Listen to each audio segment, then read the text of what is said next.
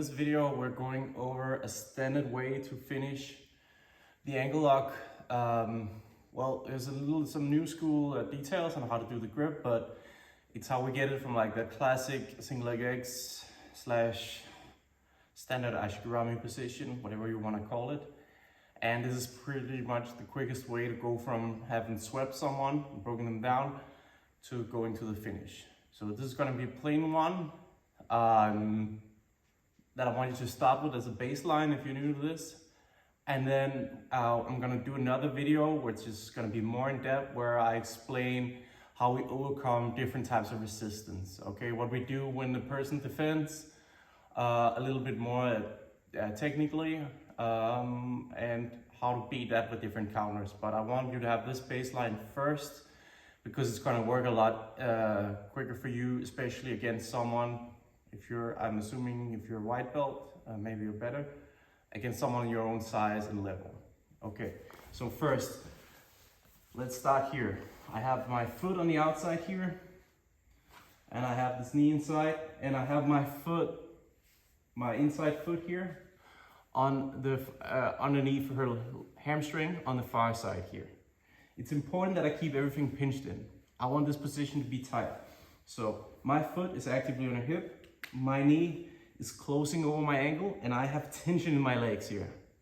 We want to be tense in our body when we set up a submission, but we don't want to tense everything up at once, because we want to set everything tight step for step. And then when we have locked everything down and created maximum tension, we want to tense our whole body up so we can put a lot of power into specifically this part of the foot. Okay, so our legs first. We need this tight, this pinching in. I'm stepping on her hip. It should be difficult for her to come up. If she tries to come up, I should have weight over this hip. So this is an important guideline. I need weight over her hip with my legs.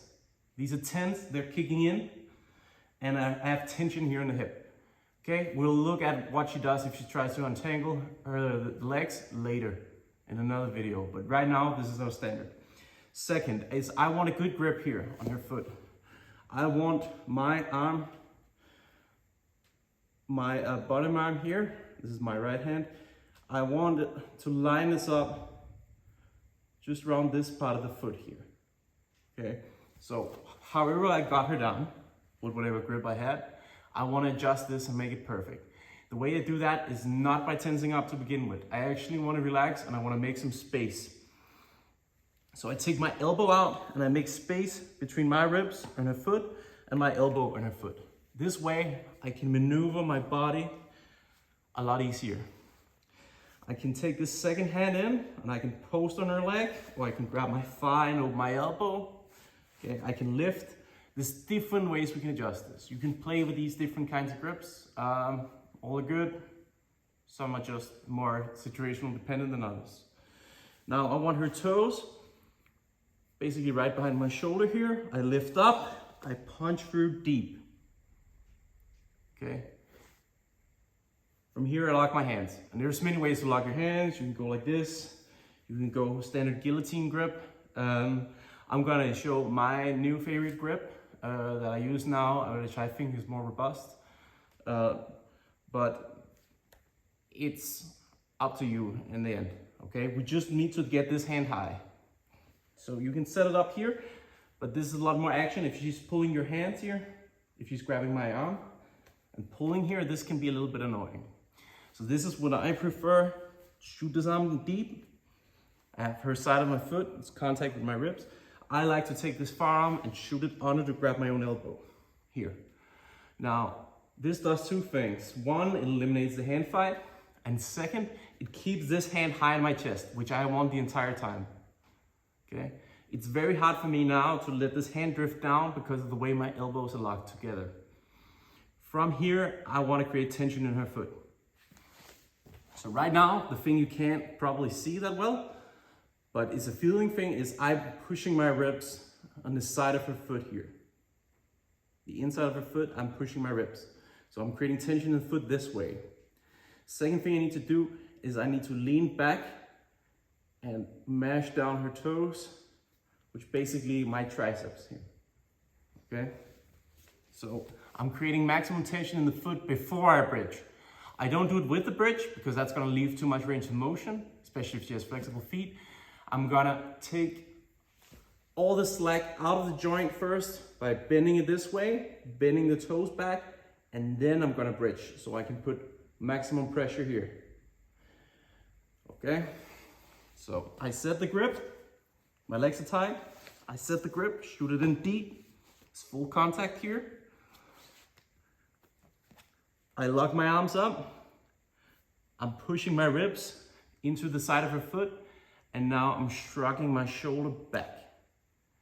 See, she's tapping already here, but if I'm loosening up here, I should be able to keep going, lean against the floor, and start to bring my chest up and my hips forward. Okay, so we're going over here again. Make sure to keep weight on the hip. I set my initial grip, make some space, and lock everything in. Her foot is tight on both sides here. It's tight on my bicep, tricep area here, and it's pushing against my ribs. Okay, I flex, I make everything tight. Now look at my shoulder. Right now it's hunched over. I open my chest and start to shrug my shoulder backwards. Okay, my hips come in, and there's the tap. From here, I'm just right here, right? So I could keep going, bridging along the floor. So I look along the floor, going from my elbow to my shoulder, bring my hips, everything in, arching, arching, arching. So you can imagine there's gonna be a lot of damage at that point. The big mistake people do is they just go for the bridge right away. They get here, they're so eager, and you're gonna do it too if you're tired and sloppy, and they're just gonna try to bridge. Okay, and maybe it's gonna happen, but if I just bridge here, I can still get her to tap, but there's way more slack. You should be able to tap people with basically your control here. It's a lot safer for training, and it will guarantee that you can go and finish someone in the end. So go again, loosen up, settle in, tension in my body. Look at how my shoulder here goes back. My chest goes forward. I'm not even putting my hips into it yet. I start to lean over her toes, put more tension in the foot, and now my hips come in. I'm just gently pushing my hips forward. I could keep going here.